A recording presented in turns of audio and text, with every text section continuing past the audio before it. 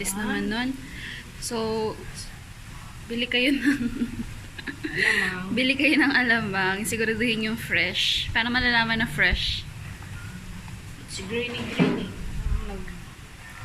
Ganyan yung itsura niya, oh. Ano? Grainy? Then, 1 cup. Measure it, 1 cup. Prepare a container, bowl, ganun. Ayan. 1 cup of hipon and 1 cup of 2 cups. asin.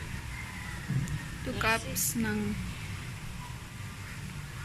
hipon. Itong maliliit na to.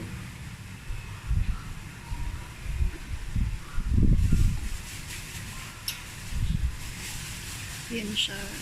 Some extra. Konti na lang yung natitira. Mga guy nyo. Then get some asin. Tapos, asin, rock salt. Sea salt. So, yung asin, yung rock salt.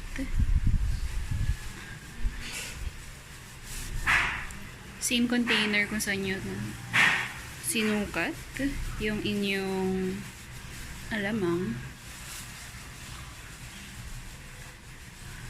So, hindi ito masyadong maalat. So, 3/4 lang siya. So, kung gusto mo ng maalat, 1 cup to 2 cups. So, 1 cup of salt to 2 cups of shrimp. That's it. Lamas-lamas. Halo-halo natin yung Yan. So, lamasin na lang siya.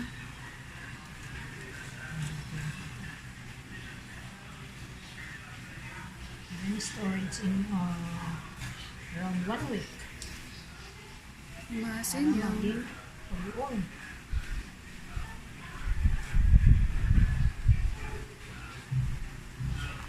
Lagay namin to sa freezer kaya medyo frozen. Ayan siya. So,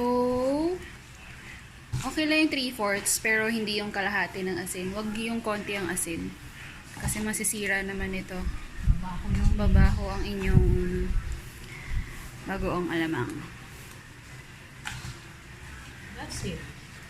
Put in the container later. Iwasan pa natin mga garapon.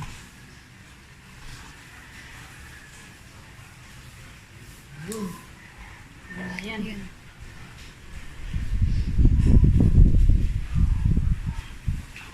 Put in the container and So, ito siya ngayon. sure garapon type.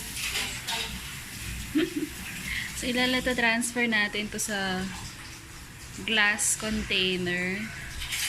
Yung mga yan, mga garapon. Be sure lang na malinis siya and sterilize nyo.